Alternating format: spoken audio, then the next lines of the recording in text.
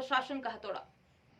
जिस गोदाम को तोड़ा जा रहा था उसमें पूर्व एसडीओपी अरविंद सिंह का सामान रखा था, जिसे हटाने के लिए कार्यवाही को रोका गया। ऑनलाइन सट्टा किंग मोनू मेहता के यहां पर एसडीओपी अरविंद सिंह का सामान रखा होना बड़ा सवाल खड़ा करता है। नगरपालिका पुलिस की टीम के द्वारा हटाया गया, जहां पर मीडिया को जाने से टीआई रविंद्र यादव के द्वारा रोका गया। कवरेज करने से टीआई यादव मना करते दिखे। एसडीओपी पुष्पा प्रजापति के कहने पर मीडिया को आने दिया।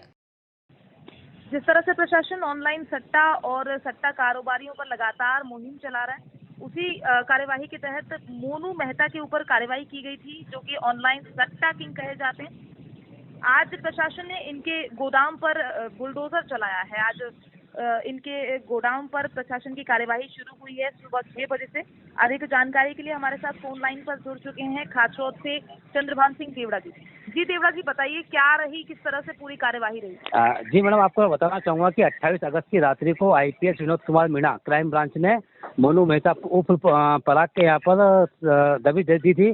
दबिश के अंदर उसको वो फरार हो चुका था, लेकिन 2 आदमी को गिरफ्तार किया था और पूरी जांच चली। जांच के अंदर वो पूरी तरह से सट्टा किंग, मतलब कई वर्षों से सट्टा चलाता आया था। उस पर आज जाकर उस पर कार्रवाई की गई है मोनू मेहता के अवैध गोदाम पर। दूसरी बात ये बताएं मैडम कि उस गोदाम के अंदर अवैध रूप से सोना चांदी गलाने का कारोबार चलता था। एक छोटा उद्योग था उसके अंदर। उसी के गोदाम के जस्ट 5 कदम की दूरी पे उसी परिसर के अंदर एक स्कूल भी संचालित होता था, लेकिन पुलिस प्रशासन का और न किसी प्रशासन का किसी का भी इस ओर ध्यान नहीं दिया गया कि एसिड के गोदाम के पास में स्कूल भी चल रहा है। सबसे बड़ी बात मैडम देखने में ये है कि जिस गोदाम को आज गिराया जा रहा है, धराशायी किया जा रहा है, उस गोदाम के अंदर पूर्व एसडीओपी अरविंद सिंह का सामान मिलना कहीं ना कहीं बड़ा प्रशासन के ऊपर सवाल खड़ा निशान करता है कि ये एसडीओपी का सामान वहाँ कैसे पहुंचा। मतलब मोनू मेहता के यहाँ पर एसडीओपी का पूर्णतः संरक्षण प्राप्त था। जी, पुलिस प्रशासन का इस ओर ध्यान नहीं था। पुलिस प्रशासन भी इसके कारोबार को संरक्षण देती आई थी अभी तक।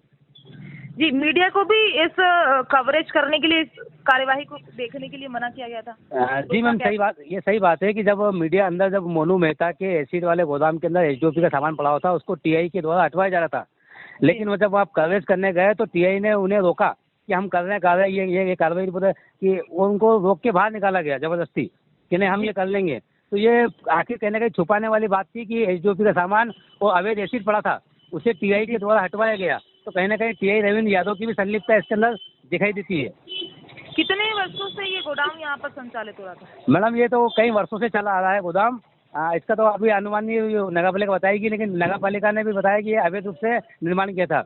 इसकी नगर पालिका में कोई अनुमति नहीं थी इसकी। जी, मतलब ये गोदाम भी अवैध था और यहाँ पर जो गतिविधियाँ चलती थी वो भी अवैध थी।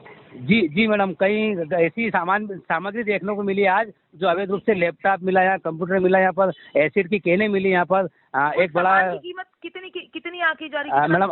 अभी तो ये बताया जाता है, लेकिन लाखों करोड़ों के आसपास जा सकता है ये अगर देखा जाए तो। जी जी मैम, जानकारी के लिए बहुत बहुत शुक्रिया। जी।